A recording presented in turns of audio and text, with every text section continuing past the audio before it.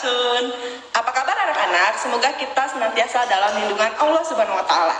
Walaupun kita BDR atau belajar di rumah saja, kita harus tetap semangat untuk belajar. Bertemu lagi di sini dengan Ibu Fauzia Ulhak, tapi di sini Ibu nggak sendirian nih. Di sini Ibu ditemani oleh bapak-bapak yang kece dan tampan sekali. Oke, perkenalkan, di sebelah Ibu ada. Perkenalkan, nama Bapak Agus Rendra. Dan nama Bapak Silvan Egistia Nugraha. Nah, sebelum kita mulai pembelajaran, alangkah baiknya kita berdoa dulu yuk. Berdoa menurut agama dan kepercayaan masing-masing. Disilahkan.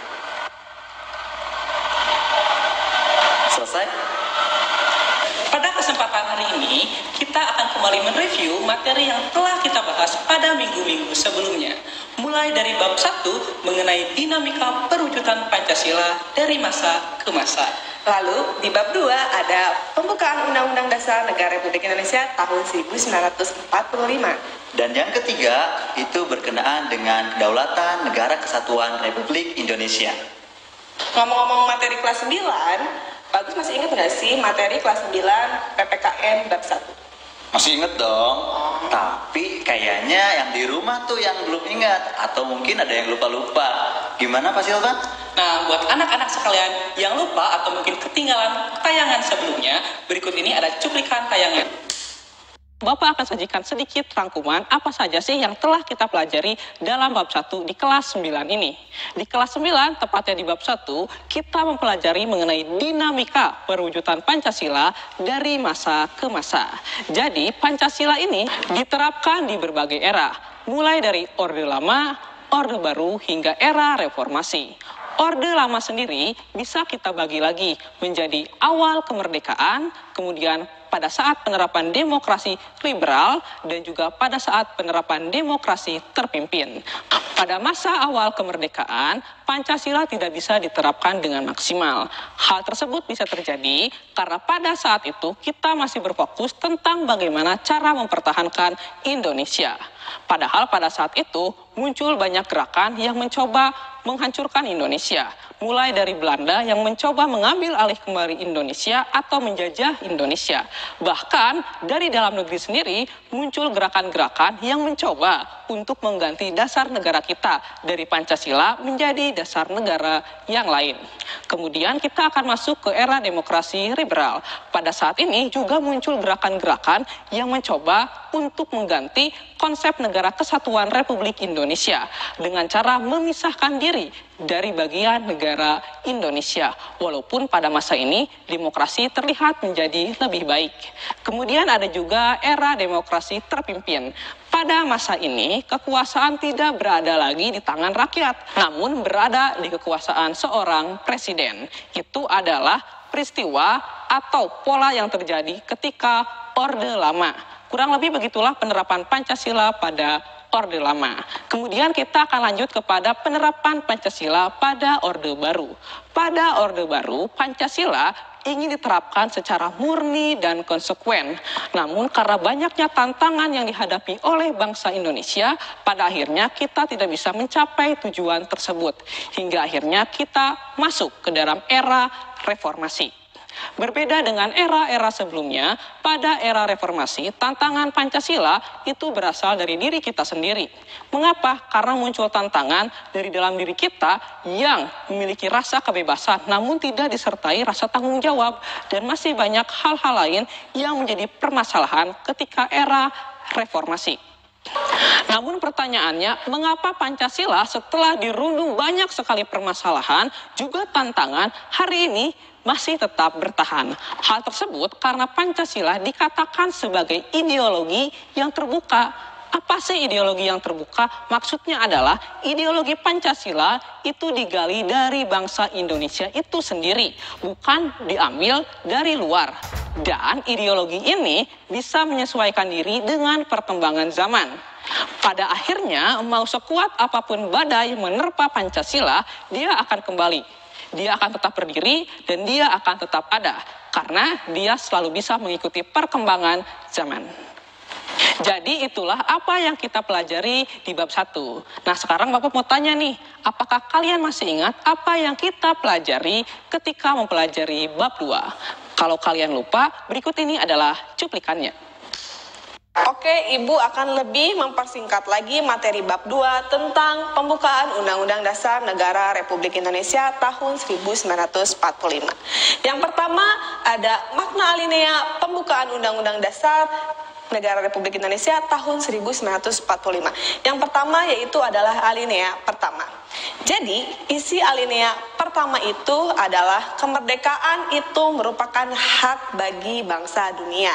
Dan kemerdekaan itu adalah merupakan hak asasi manusia. Alinea kedua, dalam pembukaan Undang-Undang Dasar Negara Republik Indonesia tahun 1945 yaitu maknanya adalah bahwa kemerdekaan merupakan sebagai cita-cita bangsa Indonesia. Lalu di alinea ketiga itu merupakan kemerdekaan yang diraih oleh bangsa negara Indonesia itu bukan hanya usaha dari para pendiri negara saja, tetapi ada rahmat dari Tuhan Yang Maha Kuasa.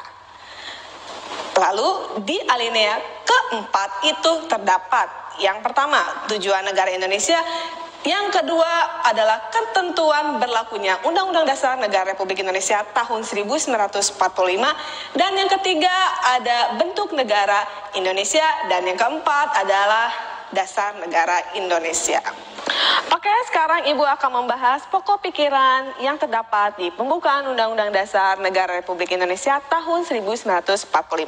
Pada pokok pikiran pembukaan Undang-Undang Dasar Negara Republik Indonesia tahun 1945, yang pertama nih, pokok pikiran yang pertama ini terdapat sila Pancasila ketiga, yaitu Persatuan Indonesia. Lalu di pokok pikiran kedua itu terdapat Pancasila sila kelima, yaitu keadilan sosial bagi seluruh rakyat Indonesia. Lalu di pokok pikiran ketiga terdapat Pancasila sila keempat, yaitu kerakyatan yang dipimpin oleh hikmat, kebijaksanaan dalam permusyawaratan dan perwakilan. Lalu nih di pokok pikiran keempat terdapat dua sila Pancasila, yaitu sila pertama ketuhanan yang Maha Esa dan sila kedua yaitu kemanusiaan yang adil dan beradab. Jadi itu adalah review dari bab 2 tentang pembukaan Undang-Undang Dasar Negara Republik Indonesia tahun 1945. Dan sekarang kita akan mereview kembali bab 3 tentang Kedaulatan Negara Kesatuan Republik Indonesia. Nah, sekarang kalian masih ingat nggak sih materi bab 3? Kalau misalnya kalian masih agak lupa-lupa sedikit, Ibu akan memberikan sebuah cuplikan video. Oke, selamat menonton. Oke anak-anak, gimana nih? Sudah ingat ya? Kalau belum ingat, sedikitlah Bapak bahas. Yang pertama, kedaulatan itu berasal dari kata daulah yang artinya adalah kekuasaan yang paling tinggi.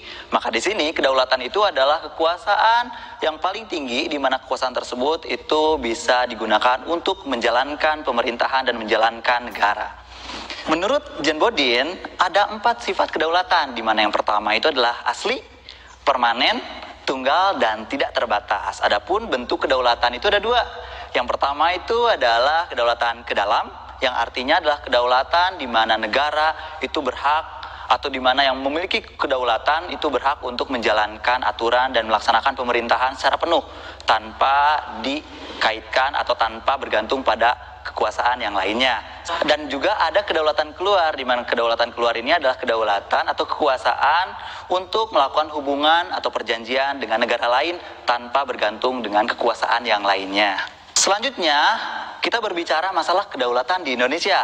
Kedaulatan di Indonesia ini kita bisa lihat di pasal 1 Undang-Undang Dasar Negara Republik Indonesia tahun 1945, di mana yang pertama prinsipnya adalah bahwa negara kita adalah negara kesatuan yang berbentuk republik. Kemudian yang kedua adalah kedaulatan berada di tangan rakyat dan diselenggarakan berdasarkan Undang-Undang Dasar. Kemudian yang ketiga, negara Indonesia adalah negara hukum. Dan yang keempat, presiden tidak berhak atau tidak bisa untuk membubarkan MPR maupun DPR. Dan yang kelima, presiden berhak untuk mengangkat menteri-menterinya. Selain itu, kita juga sudah berbicara tentang bagaimana demokrasi berlangsung di Indonesia. Ada 3 demokrasi yang pernah diterapkan di Indonesia.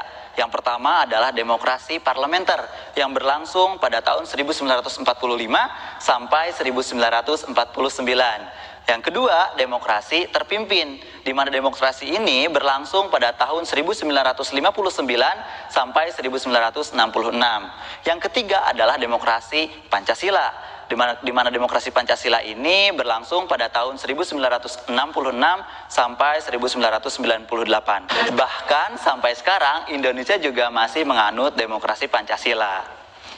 Selanjutnya, kita juga sudah membahas tentang bagaimana bentuk pemerintahan atau bentuk sistem pemerintahan yang ada di Indonesia. Di mana yang pertama adalah parlementer, yang kedua semi parlementer, yang ketiga adalah presidensial. Selain itu juga kita sudah berbicara tentang lembaga-lembaga yang ada di negara Indonesia, khususnya lembaga-lembaga yang tercantum dalam Undang-Undang Dasar Negara Republik Indonesia tahun 1945, dari mulai presiden, MPR, DPR, DPD, Mahkamah Agung, dan lain sebagainya. Itulah pembahasan yang telah kita bahas di minggu-minggu sebelumnya. Mudah-mudahan kalian bisa lebih mengerti lagi dan bisa menjadikan ini sebagai persiapan kalian untuk melaksanakan penilaian akhir semester. Oleh karena itu, mari kita panggil kembali yuk guru-guru kece kita pada kesempatan kali ini. Kuciesan jutsu. Wih, nah, gimana nih?